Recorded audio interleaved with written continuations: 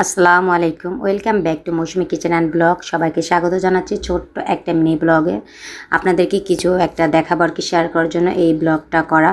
তো ঈদের 3 দিন পরে আমরা ঘুরতে গিয়েছিলাম, আর ওইখানে যাওয়ার পর আমরা নৌকায় উঠেছিলাম। প্রথমবার আমি, কাকি আর কাকির বোন মিম আমরা একবার উঠেছি, এরপর বাচ্চাদের সাথে আরেকবার উঠেছি। আর আরেকবার ওঠার পর এমন অবস্থা হয়েছে ভাই, আর কোনো ভিডিওই করতে পারিনি আমি। যতক্ষণ পার্কে ছিলাম আমার মাথা ঘুরছে, আমার বমি আসছে। এরকম ভুল কেউ করবেন না, একবারে বেশি আমার মতো 2বার উঠতে যাবেন না। তো যেই কথাটা আপনাদের বলবো সেটা হচ্ছে, এই যে দেখুন আমার পিছনে একটা মহিলা, উনি 3 বা 4 মাসের একটা বাচ্চাকে নিয়ে উঠেছিল, বা হয়তো 5 মাসেরই হবে। আমরা তো করতে পারছি না কত বয়স হবে।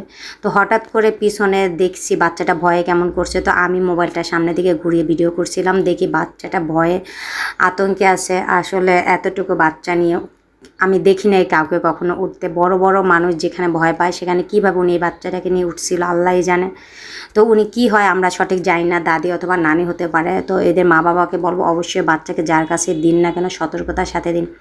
এইভাবে বাচ্চাটাকে উঠিয়েছে নৌকায়, বাচ্চাটা ভয়ে দেখুন কীভাবে যে কী করছিল। বা আমি তখন মোবাইলটা ধরছিলাম আর বাচ্চাকে ডাকছিলাম যে দেখো এই যে তোমাকে দেখা যায়।